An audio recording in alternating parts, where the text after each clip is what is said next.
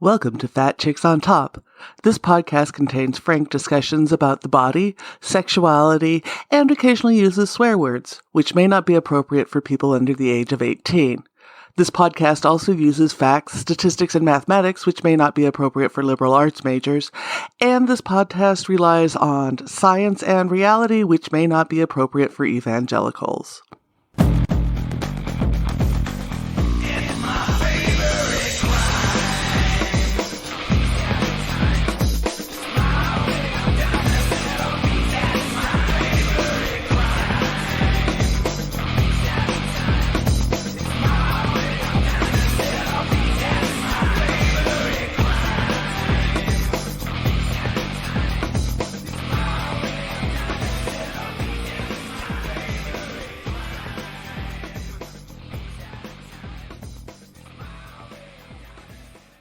Welcome to Fat Chicks on Top. You are here with Auntie Vice. It's good to be back. And today I am thrilled. I have Kate Sloan. Some of you may know her site, Juicy Girl. If you've listened to the podcast at all, you know that like half of the people who come on here recommend her podcast, The Dildorks, as one of the best introductions to kink and sexuality. And if you've ever been on my site, you know a bunch of her stuff is also on my top recommendations. So welcome to the show. Hi, thank you for having me. I do have to say my site is actually called Girly Juice, but I do get people calling it Juicy Girl a lot. Like, I understand why that happens. Yeah, but it is called Girly Juice. But thank you for having me. I can always find it. I always flip it in my head when I say it. So yes, Girly Juice. That is. So, you've done your career as a writer, especially around sex and sexuality. And we've had a few people on here who've done it, but in general, most people don't grow up thinking, I want to be a sex writer. So, origin story. Sure. Yeah. I mean, I didn't really grow up knowing I wanted to do this actually, but it's one of those things where, like, if you look back, all the pieces are kind of there. It just took me a while to put them together.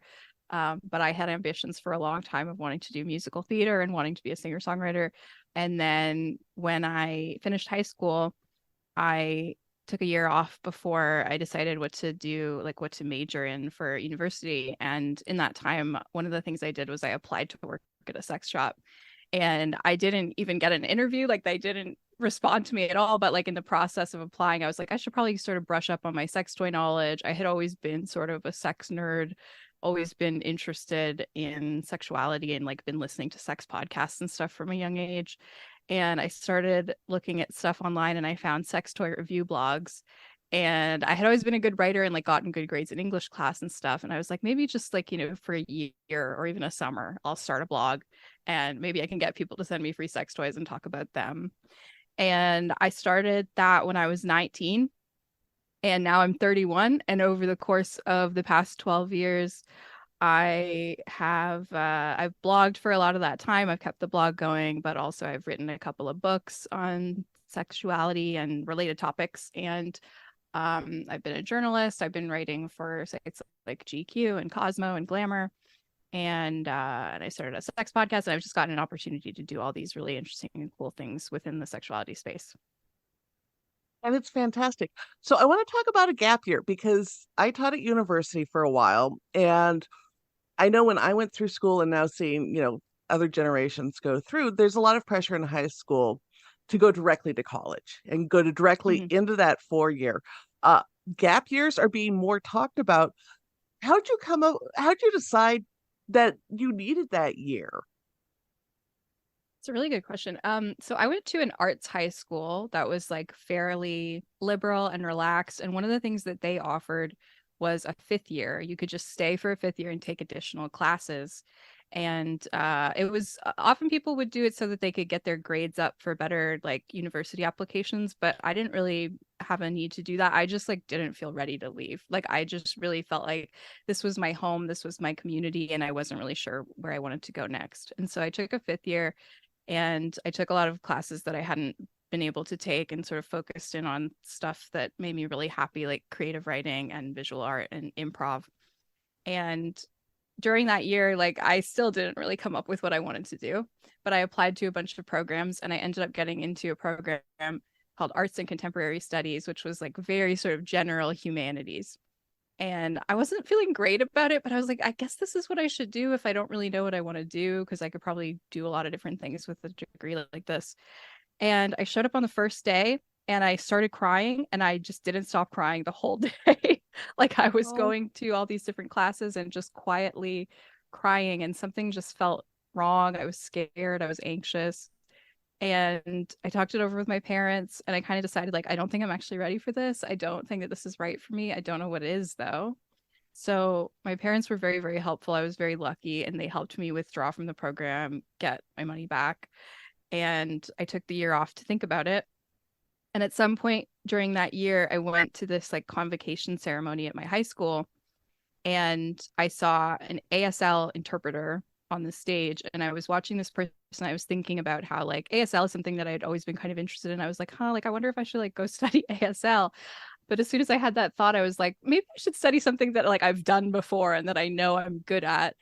And then my mind went, oh, like writing has to be writing. And then I was like, what if I go to journalism school? And I just kind of had that epiphany in that moment and looked into it. And that ended up being what I decided to do. But I think that if I had tried to rush into something, it would have been totally the wrong thing and it would have taken me down the totally wrong path for me.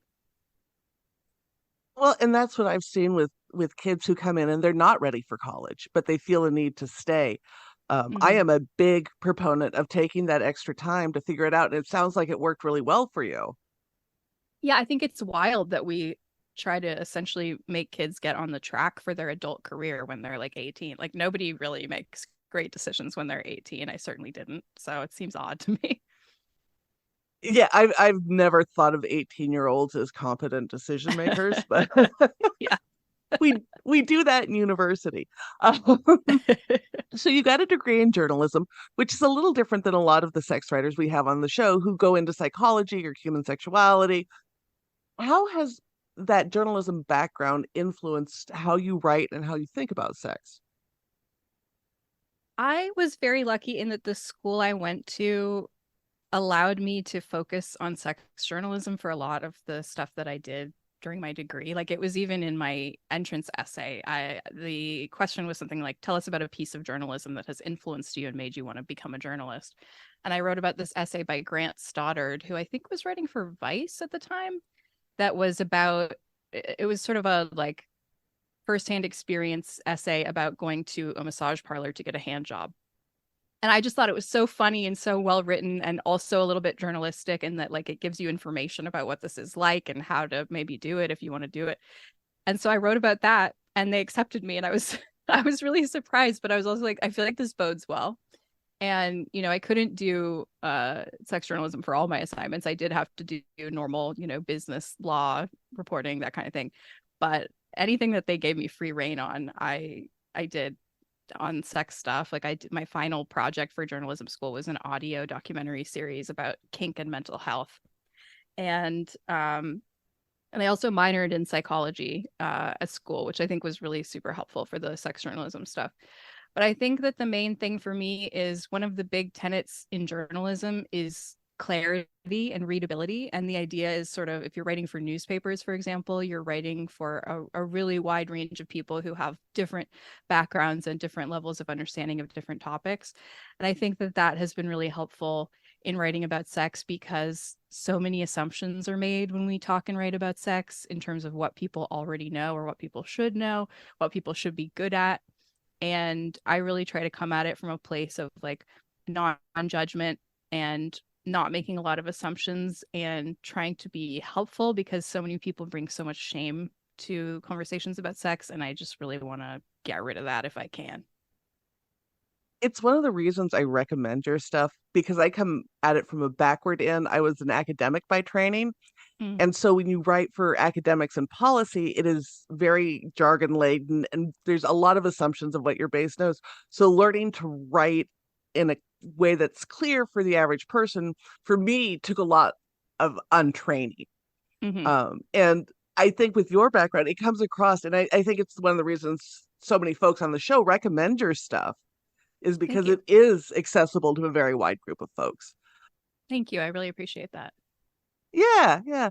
One of the things that comes, you mentioned you've been doing this for 12 years.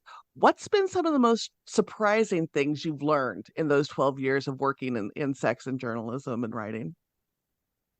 I think probably one of the biggest things for me was figuring out that I was kinky because as I said, like I had been a sex nerd since I was a kid. Like I think since I was like, I don't know, 9 years old or something when I got on the internet and started looking up masturbation techniques online. And I thought of myself as a very sexually self-aware person. And I even like had read a fair bit of kink erotica, kind of checking it out, seeing if it, did anything for me. And I didn't really feel like it did. But I think that it just took me a long time of self-exploration and like working on internalized shame, as well as sort of like dispelling internalized narratives about how kink needed to look. Because I think a lot of the ideas I had about kink were based in sort of like a punitive, like mean sort of dominance, hurting a submissive kind of thing. And that is not usually what draws me to it. I'm more into sort of like a nurturing style of dominance. And so I think that doing this work allowed me to learn things about myself. And like now kink is a pretty core focus of what I do. And also, I think I've also learned a lot about the asexuality spectrum during this time. And that's been really influential on me as well, because I've realized that I am demisexual, which is on the asexual spectrum. It basically means like I need an emotional connection or some emotional familiarity in order to have a sexual attraction to someone. And learning about this has been huge for me because I just look back at so many experiences of my life and I was like, oh, like that makes sense as to why like I never really got into casual hookups and I really tried. Like I gave it my best effort. I wanted to be good at them, but I just never really could get into it. And it helped me give myself permission to just like be who I really am sexually and not try to be having all the sex all the time with all the people.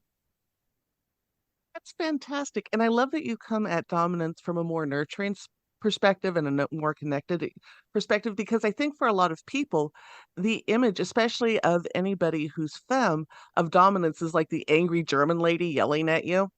And Yeah. right, that's a very easy image for most of us to access, even if you're not into kink. Mhm. So where did you find good representations of other forms of dominance that helped you realize that there were alternatives?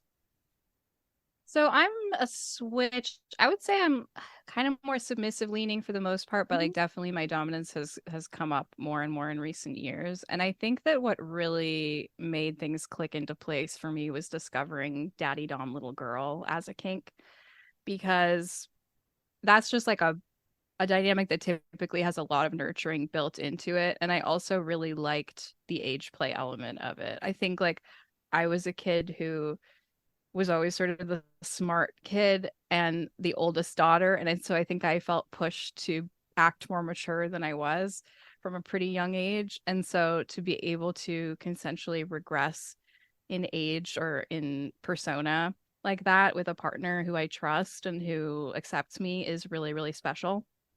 And it's healing beyond just like being a turn on. Like it's been genuinely healing for like childhood trauma shit for me. And I also think that the movie Secretary was a big thing for me. Like I saw it when I was a lot younger and I didn't really get it at the time, but when I revisited it as I was starting to figure stuff out, I saw myself in that character played by Maggie Gyllenhaal because she's sort of seeking emotional catharsis and connection through pain, as well as some stuff that's like maybe a little less healthy. Like she's seeking some distraction from her troubles in her life, and she's in some way like using it as a substitute for self-harm, which like there's a debate to be had there about like whether that's healthy or good. But I think I saw in that dynamic that kink can be really healing and really helpful for people. And the other thing that was like really crucial to my kink awakening was Sherlock fan fiction. Like I truly don't know how much longer it would have taken me to figure this stuff out if I hadn't gotten really into Sherlock and started reading Sherlock fan fiction, because it was so kinky and I was reading about submissive John and dominant Sherlock and I was like, why is this turning me on so much? Why can't I stop? Why am I staying up till 3 in the morning reading these stories? And it gave me a little buffer where I was able to be like, well, I'm not really into it. I just think it's cool that like John Watson is into it. And then I started to be like, no, maybe I am into it. I think I am into it. That's amazing. That's awesome. One of the things that's really blown up is the Dildorks. It's a very well received and highly listened to podcast. How did that come about?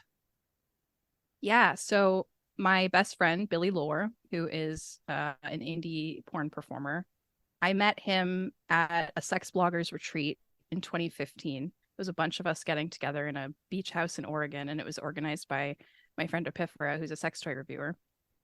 And I had seen Billy around on Twitter. I had agreed with a lot of his tweets, and we had sort of tweeted at each other occasionally, but I don't think I knew like that this was going to be a person who would become really important to me. And we hung out at that retreat, and then a few months later, he came to Toronto to come to this sex conference called the Playground Conference that was being held here. And we ended up having a impromptu threesome with a guy there who I had a crush on, who I introduced to Billy. And it was such a weirdly bonding experience. Like the threesome itself was like fine, it was cute, whatever. But like truly by the end of that day, I was like, oh, this is my best friend now. And we like went out for mac and cheese together after the conference and just like talked about the threesome and the conference and all this stuff. And this was just a person who was a sex nerd in the way that I had always been a sex nerd. And we can just have these endless conversations about weird, esoteric kink and queerness and gender stuff for hours. And about a year after we became best friends, I had tweeted something about like wanting to start a podcast because I'd had a podcast when I was much younger, when I was 12 with my little brother, in the very early days of podcasting. And I was always kind of like, that was fun. Like that was a cool, fun medium. I have radio people in my family, so audio is like kind of in my blood. And I tweeted about wanting to maybe start a sex podcast, and Billy sort of like slid into the replies like, hey, like I've always wanted to start a sex podcast too. Like, let's talk about this. And we had a lot of brainstorming sessions. Eventually we came up with the name and tagline for the show, the Dildorks, dorky discourse on sex, dating, and masturbating. And we started in 2016. So this year it'll be 7 years that we've been doing it. And it's really evolved a lot over the years, but I think it's like definitely some of my favorite conversations I've ever had about sexuality related stuff in my life, and definitely some of the work that I'm the most proud of. And I just think Billy is so brilliant, and I'm so lucky to have him as a co-host. Well, and for our listeners, if you haven't checked it out, you really do. It's fun. You can pick up literally any episode, and they're just fun conversations because we have a lot of nerds. Because I'm a nerd, and that's who gets attracted to this show too. Yeah. So, you've mentioned your family. How have they responded to all of your work? My family have been really, really great. I started my blog when I was still living with my family. Actually, like the first 6 years-ish of my blog, I was still living at home. And I started to receive all these packages in the mail that were sex toys that were being sent to me to review. And I hadn't told them yet. And my mom like took me aside one day. She was like, I'm kind of concerned like that you might be shopping online too much. Like, are you racking up a lot of credit card debt? Like, I'm worried about you. And so I had to explain to her like what was actually going on. But my parents were completely chill about it, honestly. Like they had known for a long time that I'd been interested in this stuff. I had been out as bi to them since I was 15, and they were really cool about that as well. And it's just like not really been an issue. My dad prefers not to read my work. It's just sort of like a personal comfort thing, which is fine with me because I, probably would tend to self-censor more if I knew that certain family members were reading it. But my mom is like my biggest fan. Like she reads and consumes everything I do, and just is so supportive. And yeah, I've just been really blessed. That's fantastic. One of the other things you've talked and write about is mental health, Hmm. and you live with bipolar type 2. Things have changed since I was diagnosed, which was 30 plus years ago, like before you were born. So for you, how did you realize something was wrong, and how was it to find help? Yeah, it's kind of tough to talk about because like I still sort of have my reservations about the whole idea of like mental health diagnosis labels to begin with. Like I think it's complicated and has a complicated history, what with like the DSM previously having said that like homosexuality or like sexual sadism were, diseases. And so I don't entirely know how I feel about it, but that is my diagnosis. And I do think that it fits to some extent. And from a young age, I would have depressive episodes where I would just be inconsolable and just like mired in shame and despair. And then I would also have sort of manic or hypomanic episodes where I was just like super bubbly and energetic and optimistic and creative and productive. And I eventually went to a doctor about it and I was like, what's up with this? It's kind of annoying. And I got that diagnosis, and I did eventually go on Wellbutrin, which has helped a significant amount. But I also think more than that, trauma therapy has helped, which is like part of why I'm a little skeptical on diagnoses these days, only because I think in my case and probably in many people's cases, like the trauma root is an important piece of many of these things. It's not to say that there's nothing like biomedical going on, but I think that it's definitely like worth thinking about. And I've just done like a 3-year stint of trauma therapy, and I'm just feeling like a different person. Like I make better choices. I feel better about myself. It's just like it's a whole new ball game out here. I do think that gets left off a lot when we come to diagnosis, especially bipolar, because Hmm. I'm bipolar 1, so I live more in that manic, hypomanic zone. But, you know, there's the trauma that goes with it. There's also so much physical stuff that we ignore. And I know you've talked about having fibromyalgia in the past. Do you find there are physical things related to the mood swings that come in? And if so, how? Yeah. People think that fibro can be rooted in trauma, along with a lot of other sort of autoimmune and chronic pain diseases, and that makes a lot of sense to me. I find that it's all sort of related. All the body mind stuff is very interlinked. So if I'm stressed out mentally, it will affect me physically. And if I'm having a hard time physically, it will affect me mentally. And. So I have to be really careful about self-care and stress management. And this has become like a really high priority in my life. Like I started trying to take Wednesdays off every week, weekend Wednesday, because I just needed a reset in the middle of the week because I was finding I was just like run down and exhausted by Friday. So that's been great. I've been trying to limit my social media usage also because I feel like it's just a lot of stress and tension that I don't need to be taking in. Like I can read the headlines and, know what's going on, but I don't have to scroll through 1,000 tweets of hatred and chaos every day. Yeah, it's just it is a constant battle, especially since I remember what it was like before I had fibro, before the fibro got bad, especially when I would be really hypomanic and I would be super productive and just like cranking out blog posts and stuff. And I can be very self-judgmental now about that not being the case anymore and that not being possible.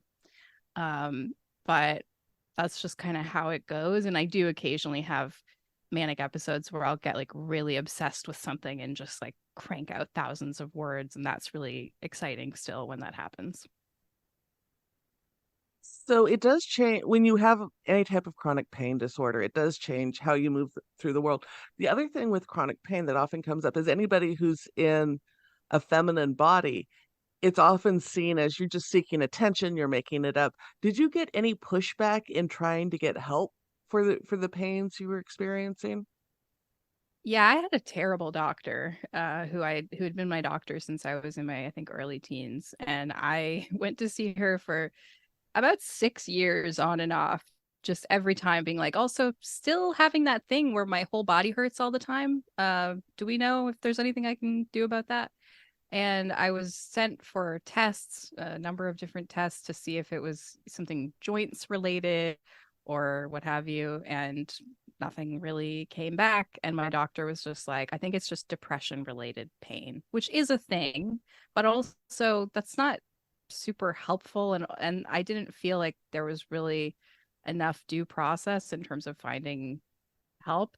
So I eventually, this was the work of my spouse, who is one of my biggest advocates. They like put together a list of chronic pain clinics in my area.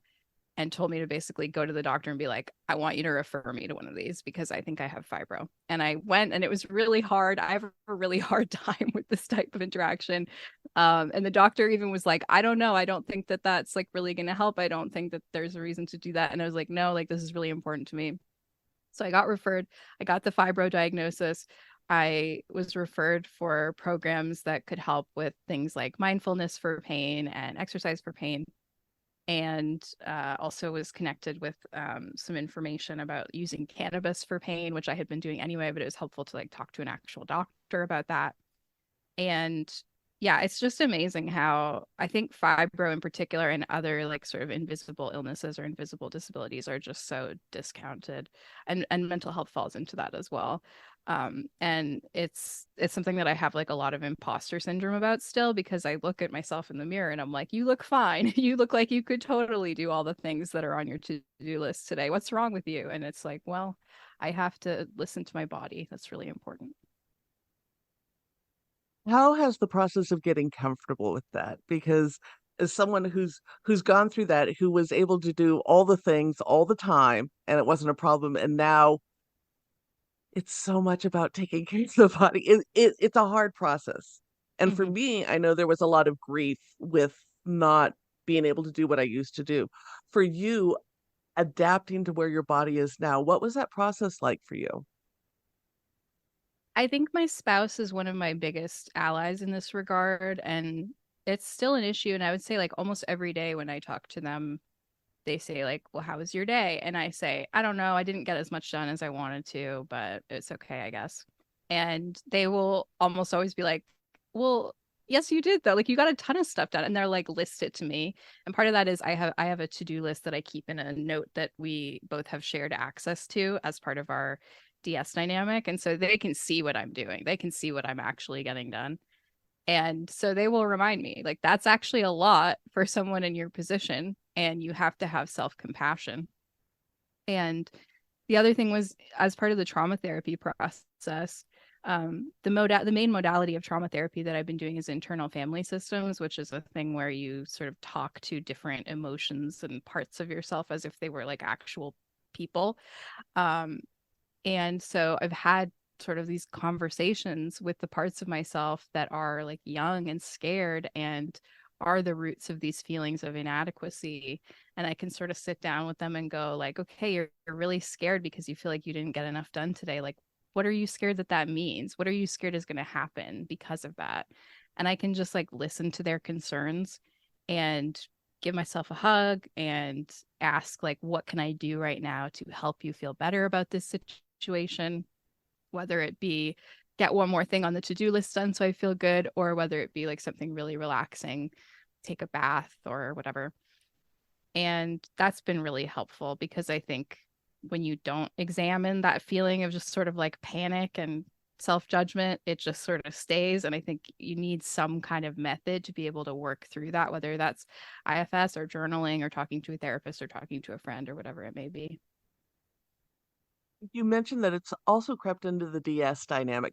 So do you want to talk about how that dynamic has helped manage and work with both the trauma as well as the pain and the body stuff? Yeah, sure. It's been huge. So my partner is my daddy dom, and I had a couple other people before them who I called daddy, but it just didn't have the same degree of like safety. Like one of the most devastating things that ever happened to me in my life was when my first daddy dom broke up with me, because I think that that dynamic had made me feel, or made the even like the younger smaller parts of myself feel like, oh, this is a person who in some level like loves me unconditionally, and then that just suddenly wasn't true anymore.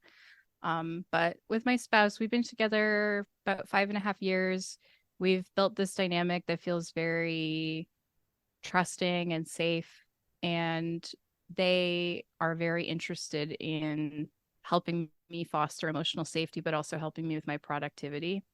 um, so they've been integral in like a lot of keeping me going when I'm having a hard time. And like for example, when I was working on my first book, we worked out a like regimented system where I had a certain amount of chapters that I had to complete every week, and if I hit the goal, they would send me dinner on Friday night. And just little things like this that really help me keep moving along and help me feel like I'm actually accomplishing something.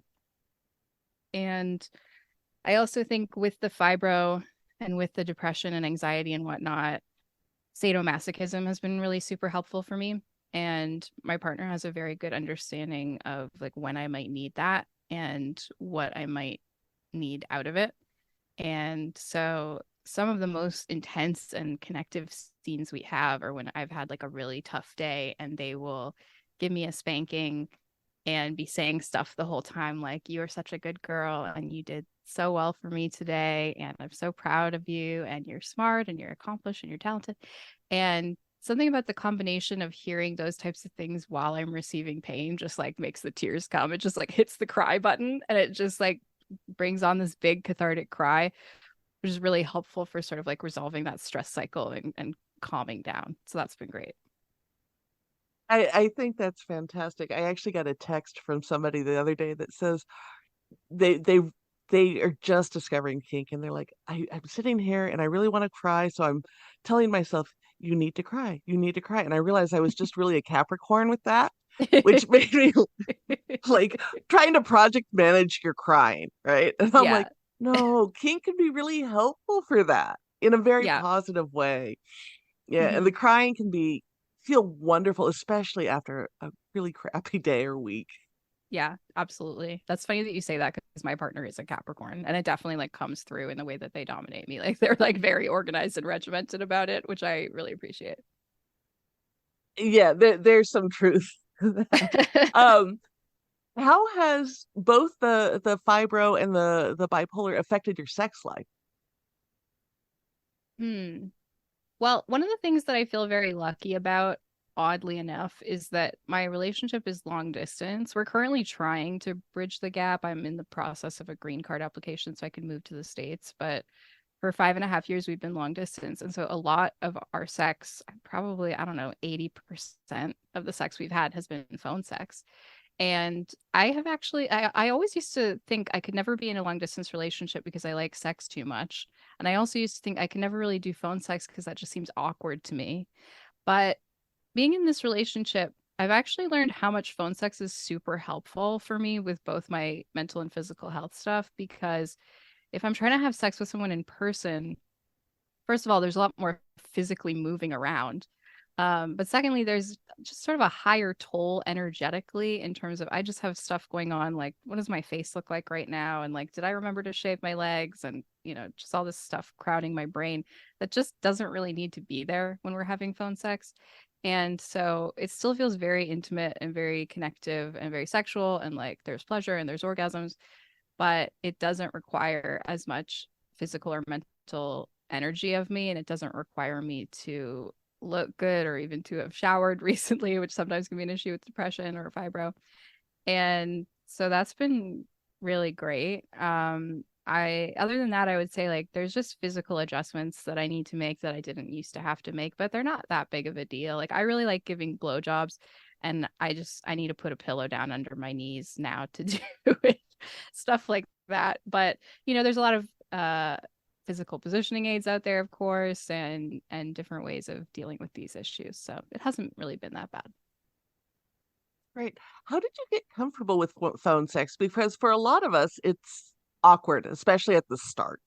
Hmm.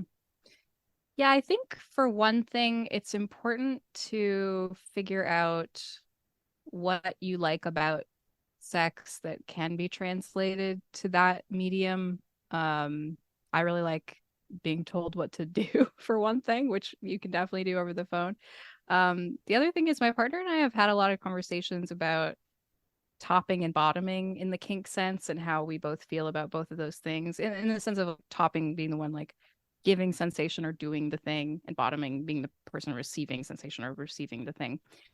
And my partner actually really prefers to be the top in phone sex, meaning like they're usually the ones saying most of the stuff. And my role is kind of just like to react and just make the noises I'm going to make. And my breathing changes in the way it's going to. And I will say stuff, but mainly I'm listening and reacting and just doing what they tell me, grabbing the toys that they tell me to use or whatever. And that was really helpful for me because despite being a literal sex writer, I am not always great with the dirty talk. Like it's just not it doesn't come super naturally to me. I have gotten better at it over the years, but I think that I just get too distracted by trying to string sentences together properly that I can't really like relax and enjoy myself. It does help if there's, a back and forth so you don't feel like the responsibility is like solely on you to keep it going. But my partner, yeah, mainly prefers to say the stuff. And now that I know that, because we've had all those conversations about it, I do feel like I can just relax and enjoy it more and not feel like I'm performing. Was that the origin of your book, 200 Words That Can Help You Talk About Sex?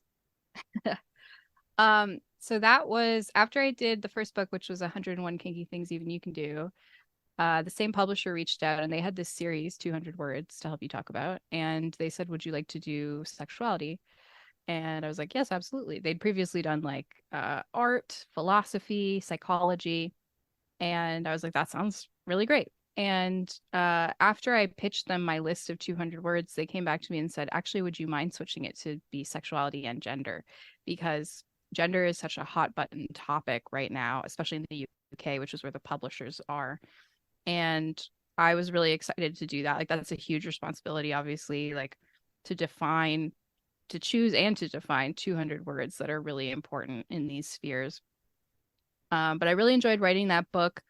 A lot of the words, like I think almost all the words that I ended up choosing were words that I already knew. But the thing is, when you write a book like that, you really have to dive into sort of like the history of those words, like who came up with them and what did they originally mean and how have they changed over the years and like what are the criticisms of those terms. And so it was really interesting doing all that research and just learning so much more about like queer and trans history in particular. What are some of your favorite terms when it comes to sex and gender? Good question. I'm a femme, I'm a queer femme, and I do think that the history of feminist and sort of the discourse around it has been really interesting. It's interesting to see sort of like how people relate it to butchness, but also how feminists can exist independently of butchness. The debates are interesting about like whether non-lesbian women can identify as femmes. I think that they can as a bifemme. Um, but so that's cool. I don't love the word sapiosexual, but it was interesting to write about it. It's a term that means attracted to intelligence, and it's the term that I used to actually identify with. But as I did the research, I started seeing all these criticisms from people about that it's sort of like elitist and classist and also not really a sexual orientation. Like we all have traits that we're attracted to. They don't have to be an orientation per se. So that was interesting to learn about.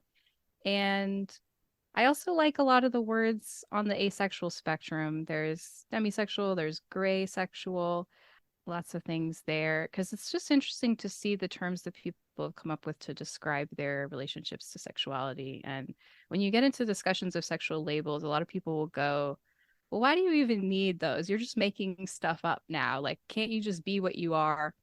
And I think if you don't want to use labels, you don't have to use them. But one of the things that's beautiful about labels is that they give you tools for connecting with people who are similar to yourself and tools for explaining to people your deal sexually or gender wise without having to necessarily spend a really long time explaining it if you don't want to.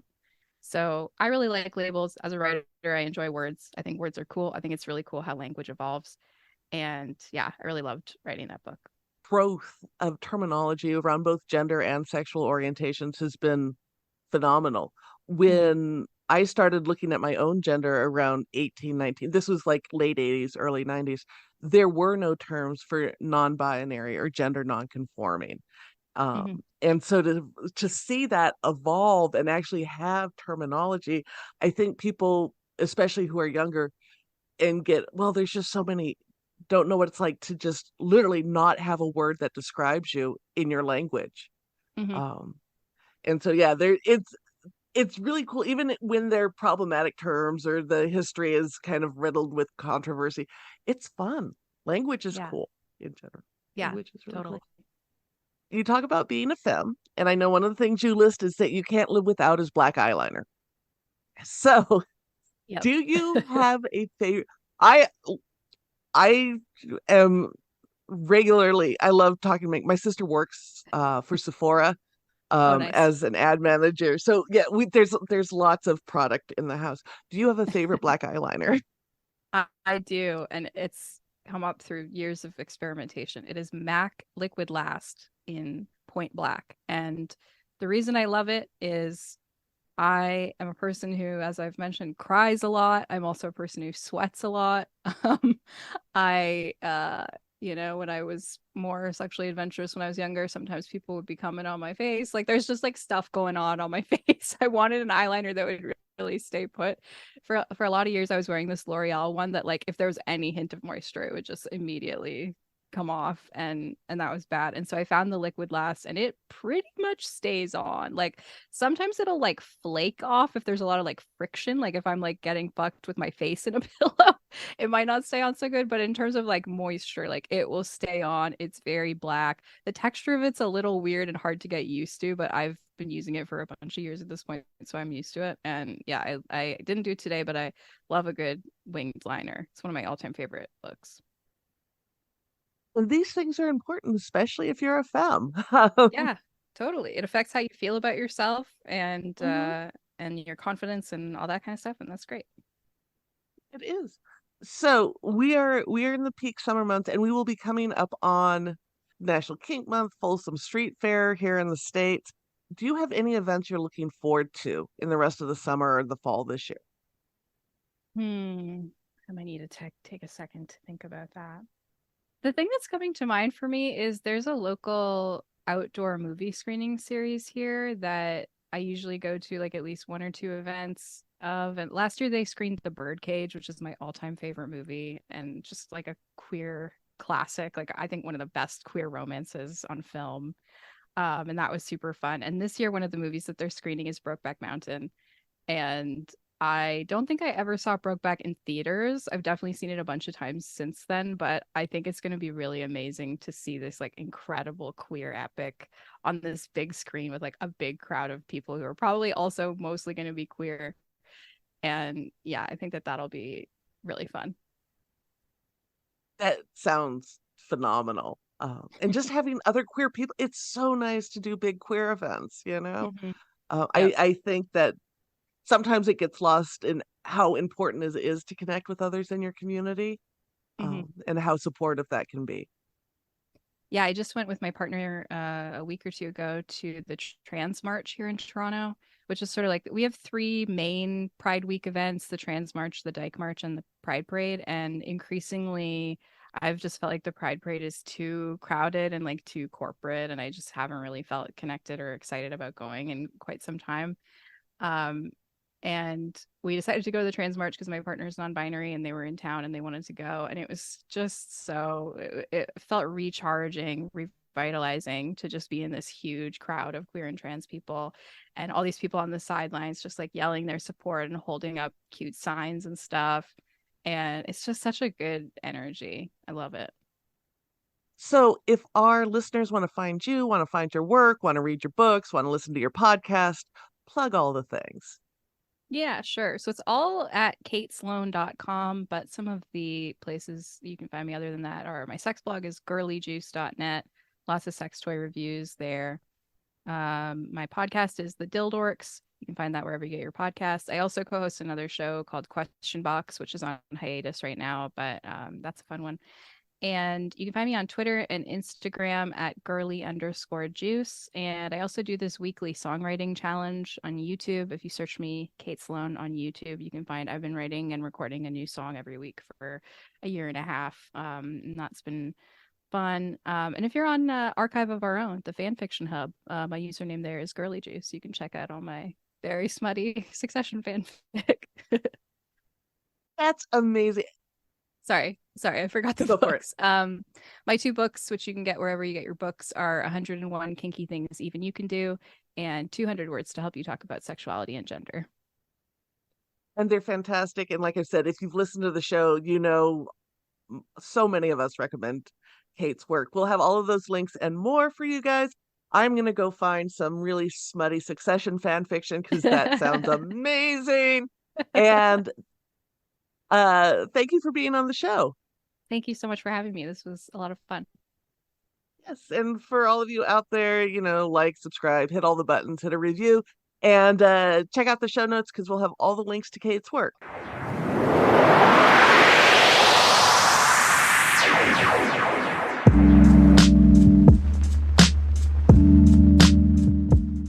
And now, a moment of gratitude. A lot of things. I'm very, very grateful for my spouse. I love them so much. They are so supportive and helpful. I'm very grateful, especially lately, for having a job that allows me to essentially create my own schedule because what with all these limitations we've been talking about, like it's very hard to work quote unquote normal hours, and I like being able to just work whenever my brain feels like working. And this is just a current thing. I forget if I mentioned that like one of the things with mania for me is I'll just like latch onto an obsession and just get really, really obsessed for a while. And for the past it's got to be 3 months now, my thing has been the fanfic community for the show Succession. I don't know why. It's just, I can never really like control or predict what these things are going to be.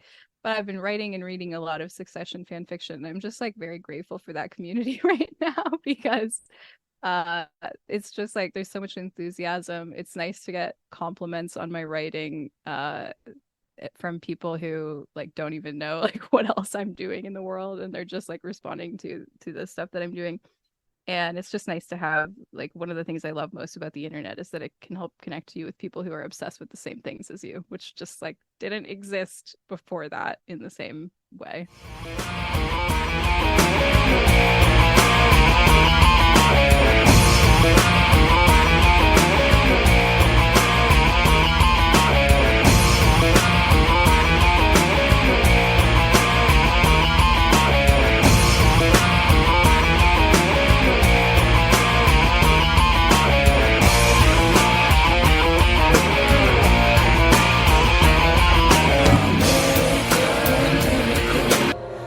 Texas of the world. Thank you for listening to this episode of Fat Chicks on Top.